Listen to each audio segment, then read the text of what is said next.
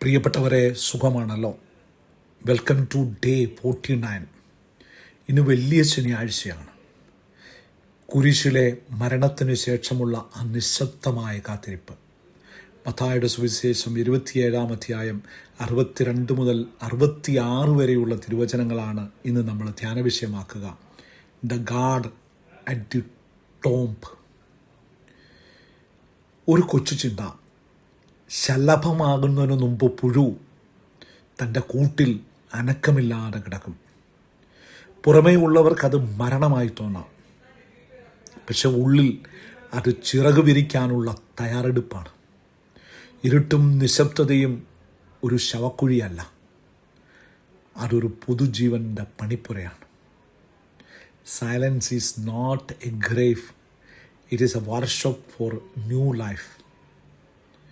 കാത്തിരിപ്പിലെ പ്രത്യാശ, hope in the waiting.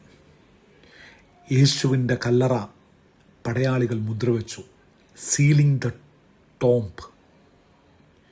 പക്ഷെ മനുഷ്യൻ എത്ര വലിയ മുദ്ര വെച്ചാലും ദൈവത്തിൻ്റെ പദ്ധതിയെ തടയാൻ ആർക്കും കഴിയില്ല. No human seal can stop God's plan. നിശബ്ദത, സൈലൻസ്. ദൈവം മൗനമായിരിക്കുമ്പം അവിടുന്ന് അണിയറയിൽ അത്ഭുതങ്ങൾ ഒരുക്കുകയാണ്. വിമോചനം, വിക്ടറി. ഈ ദിവസം യേശു പാതാളത്തിൽ ചെന്ന് നീതിമാന്മാരെ മോചിപ്പിച്ചു. മരണത്തെ തോൽപ്പിക്കാനുള്ള ആദ്യ പടിയായിരുന്നു അത്. പുതുവെളിച്ചം, ന്യൂ ലൈറ്റ്. ഈ രാത്രിയിലാണ് നാം പുതിയ തീയും വെള്ളവും ആശീർവദിച്ച് ഉയർപ്പിനായി ഒരുക്കുന്നത്. Light shuttering the darkness. നമ്മുടെ ജീവിതത്തിലും പ്രാർത്ഥിച്ചിട്ടും മറുപടി കിട്ടാത്ത ശനിയാഴ്ചകൾ ഉണ്ടാകാറുണ്ട്. Are you in A waiting room in your life? ദൈവം പ്രവർത്തിക്കുന്നില്ല എന്ന് നമുക്ക് തോന്നുമ്പോഴാണ് അവിടുന്ന് ഏറ്റവും വലിയ മാറ്റങ്ങൾ വരുത്തുന്നത്. ഇന്ന് നമുക്കൊരു കാര്യം ചെയ്യാം. നമ്മുടെ ജീവിതത്തിലെ കല്ലറകൾക്ക് മുന്നിൽ അതൊരു പരാജയമോ നഷ്ടമോ ആകാം. പ്രതീക്ഷയോടെ കാത്തിരിക്കാം.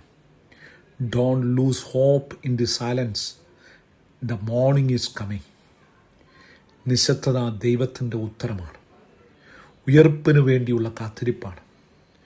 The silence of Saturday is the bridge to the glory of Sunday. ഈ സന്ദേശം മറ്റുള്ളവർക്കും ഷെയർ ചെയ്യാം. ദൈവം നമ്മെ